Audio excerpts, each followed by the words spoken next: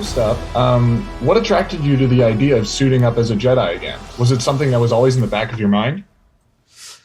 No, I wasn't always in the back of my mind to play Obi-Wan Kenobi again. I think if you'd asked me after we finished episode 3, when we shot it in 2003, if I would do it again, I would probably most definitely have said no, just because the films were so difficult to make. The technology was, George was like pushing into he was pioneering digital cameras and visual effects to the point where, he wanted to exercise that as much as he could, which meant he was creating more and more of the backgrounds in post-production, which meant for us, we were working more and more on just blue screens, blue set stages, green stages.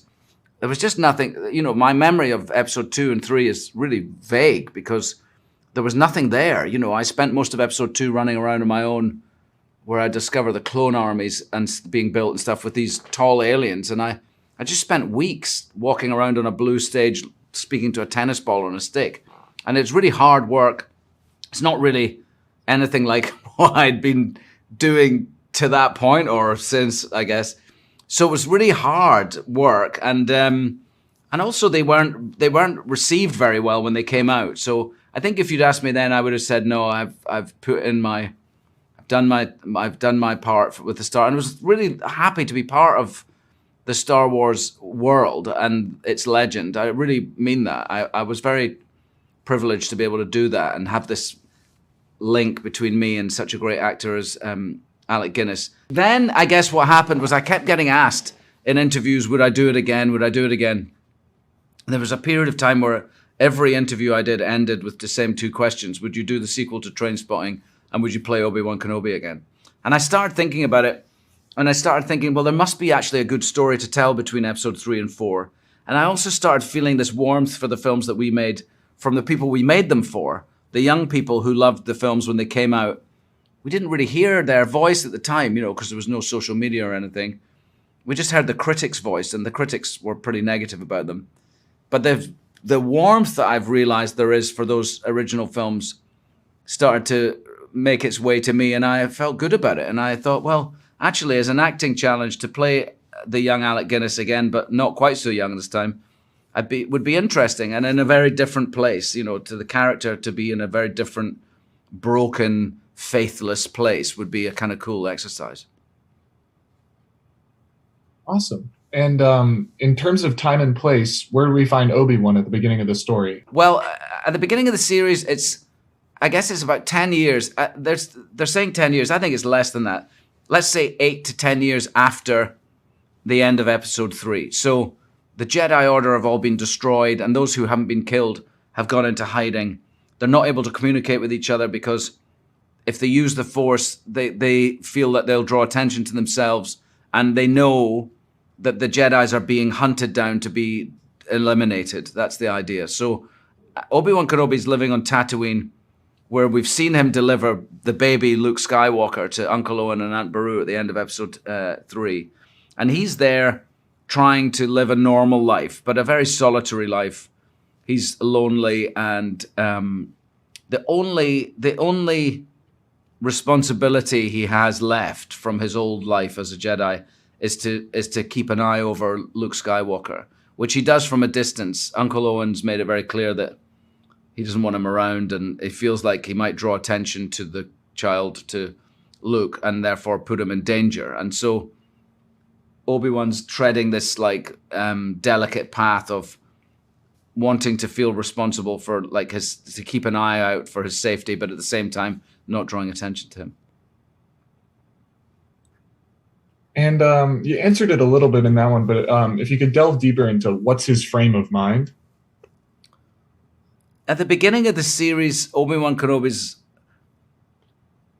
not the man he used to be. He even says that. And he's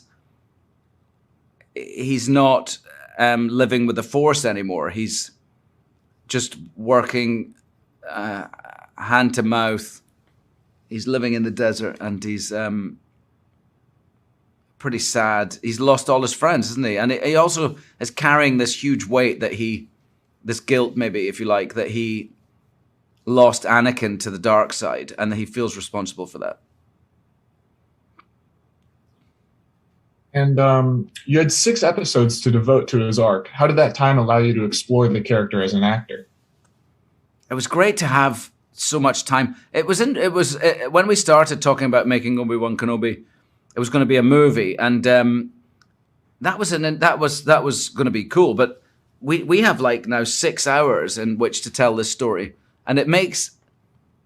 I don't know. I really liked it. I didn't feel like it was a lesser thing than a movie. I think those days are gone, aren't they? Really, the TV show just gives us longer to explore Obi-Wan's. I always thought what was interesting was to tell a story about a man who's lost his faith, and how does he get it back? How does he get that back? And that's what we had this 6-hour span to do, and it's very satisfying. Also, I have to say, the whole experience was amazing because I got to work with Deborah Chow, who I really, really respect as a director. And because she was able to direct all of the episodes, it was like making a 6-hour-long movie. That for all of us, that's what it felt like. And a lot of the crew on this series grew up with the prequels. How was it working with people who grew up with you as their go-to Obi-Wan and realizing that there's a huge fan base out there for the prequels?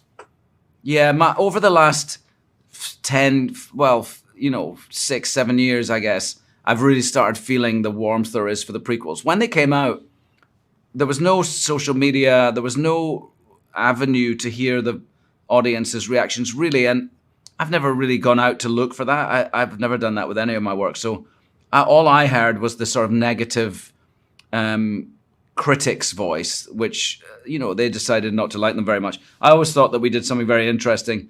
I thought George was pioneering some amazing technology for its time, and therefore, changing cinema, really, which is what he's done with ILM and some of the other the technology that he's pioneered. Digital cameras, we were the first ones to use in episode 2. But he was also trying to do something different. He wasn't trying to remake the original 70s movies. That he was not doing that. That he was trying, and I think the critics just didn't really see it, and they didn't like them. So over the last wee while, now that that young generation who we made the films for have become people that come up to me and say, let me know what they meant to them, and that our prequels were their Star Wars films, in the same way that the Alec Guinness, Carrie Fisher movies were mine.